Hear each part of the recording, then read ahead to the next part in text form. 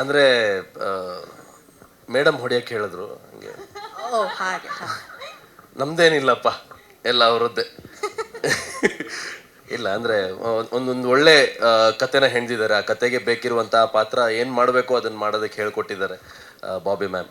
So ಅದಕ್ಕೆ ಸರಿಯಾಗಿ ಆ ಪಾತ್ರ ನಿರ್ವಹಿಸಿದ್ವಿ ಅಷ್ಟೇ. ಒಂದು ಮಾತು ಶೈನ್ ಅವ್ರ ಬಗ್ಗೆ ಇಡೀ ಚಿತ್ರತಂಡ ಹೇಳುವಂಥದ್ದು ಏನು ಅಂತ ಹೇಳಿದ್ರೆ, ನಿಮಗೆ ಗೊತ್ತಿದೆಯೋ ಇಲ್ವೋ ನಂಗೆ ಗೊತ್ತಿಲ್ಲ, ಅವ್ರು ಓಡಾಡ್ತಿದ್ರೆ ಸೆಟ್ಟಲ್ಲಿ ಯಾರು ರೆಸ್ಪಾನ್ಸಿಬಲ್ ಆಗಿದಾರಲ್ಲ, ಜವಾಬ್ದಾರಿನೇ ಇಲ್ವೇನೋ ಇವ್ರಿಗೆ ಅಂತ ಅನ್ಸ್ಬೇಕಂತೆ. ಬಟ್ ಸ್ಕ್ರೀನ್ ಅಂದರೆ ನಮ್ಮ ಕ್ಯಾಮ್ರಾ ಮುಂದೆ ಬಂದು ನಿಂತ್ಕೊಂಡ್ರೆ ಕಂಪ್ಲೀಟಾಗಿ ಆ ಪಾತ್ರ ಆಗೋಗ್ಬಿಡ್ತಾರೆ. ಎಲ್ರಿಗೂ ಇವರು ಶೈನೇ ಅಲ್ಲ, ಆ ಪಾತ್ರವೇ ಇವರು ಅನಿಸೋ ರೀತಿಯಲ್ಲಿ ಅಷ್ಟು ಅದ್ಭುತವಾದಂಥ ಟ್ಯಾಲೆಂಟ್ ನೀವು ಅನ್ನೋದೇ ಇಡೀ ತಂಡದ ಮಾತು. So congratulations. Thank you so much. ಹಂಗೆ ನನ್ಗೆ ಬೈದು ಆಮೇಲೆ ಹೊಗಳಿರುವಂಥ ನಿಮಗೂ ಎಲ್ಲರಿಗೂ ಥ್ಯಾಂಕ್ಸ್. ಬನ್ನಿ ನಾನು ಸಟ್ಟಿಗೆ. ಇಲ್ಲ, thank you so much.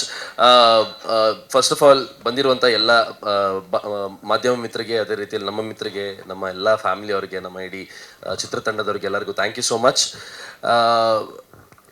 Just married teaser ಇವತ್ತು ಲಾಂಚ್ ಆಗಿದೆ. ಸೊ ಆದಷ್ಟು ನಿಮ್ಮ ಫ್ರೆಂಡ್ಸ್ಗೆ ಎಲ್ಲರಿಗೂ ಹಂಚ್ಕೊಂಡು and please spread the word. Few things ಹೇಳ್ತಾರಲ್ಲ, ಅಂದರೆ ಕೆಲವುದನ್ನು ನಾವು ಹುಡ್ಕೊಂಡು ಹೋಗ್ತೀವಿ, ಕೆಲವುದು ಅದಾಗೆ ಆಗತ್ತೆ ಅಂತ.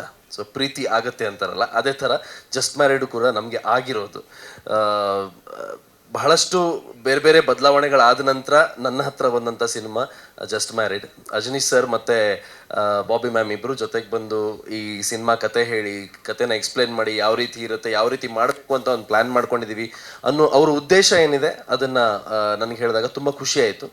ಇನ್ನೊಂದು ಏನು ಅಂತ ಹೇಳಿದ್ರೆ, ಅಜನೀಶ್ ಲೋಕನಾಥ್ ಅವರು ಮತ್ತು ಬಾಬಿ ಅವರು ಒಂದು ಸಿನಿಮಾ ಪ್ರೊಡಕ್ಷನ್ ಮಾಡ್ತಿದ್ದಾರೆ, ಅದರ ಜೊತೆಗೆ ಬಾಬಿ ಮೇಡಮ್ ಅವರು ಡೈರೆಕ್ಷನ್ ಮಾಡ್ತಿದ್ದಾರೆ ಅಂತೆಲ್ಲ ಹೇಳಿದಾಗ ಇಡೀ ಕನ್ನಡ ಚಿತ್ರರಂಗ ಮಾತ್ರ ಅಲ್ಲ, ಇಡೀ ಒಂದು ಸೌತ್ ಇಂಡಿಯನ್ ಸಿನಿಮಾ ಇಂಡಸ್ಟ್ರಿಯಲ್ಲೇ ಒಂದು ಕುತೂಹಲ ಮೂಡುತ್ತೆ. ಸೊ ಆ ಕುತೂಹಲಕ್ಕೆ ಸರಿಯಾಗಿ ಉತ್ತರ ನೀಡುವಂಥ ಸಿನಿಮಾ ಇವಾಗ ಜಸ್ಟ್ ಮ್ಯಾರಿಡನ್ನು ಕ್ರಿಯೇಟ್ ಮಾಡಿದ್ದಾರೆ. ಸೊ ನನಗೆ I'm really proud and honoured right now. ಯಾಕಂತ ಹೇಳಿದ್ರೆ ಇಂಥ ಒಂದು ಚಿತ್ರತಂಡದ ಒಂದು ಅದಕ್ಕೆ ಒಂದು ಚಿಕ್ಕ ಕಾಂಟ್ರಿಬ್ಯೂಷನ್ ನನ್ನ ನಟನೆಯ ಮೂಲಕ ನೀಡೋದಕ್ಕಾಗಿದೆ ಅನ್ನೋದೇ ನನಗೊಂದು ಖುಷಿಯ ವಿಚಾರ. Thank you so much Babi ma'am and thank you Ajju sir. Thank you.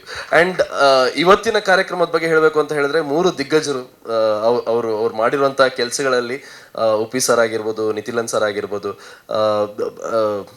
Ajay sir ಆಗಿರ್ಬೋದು.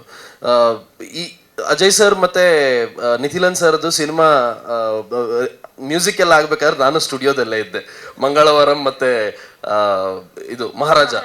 ಸೊ ಈಗ ಸಿನಿಮಾ ಆಗ್ತಾ ಮಿಡ್ಲ್ ಹೋಗ್ತಾ ಇದ್ದಂಗೆ ಇದು ನೋಡ್ತಾ ಇದ್ದೆ ಅವಾಗ.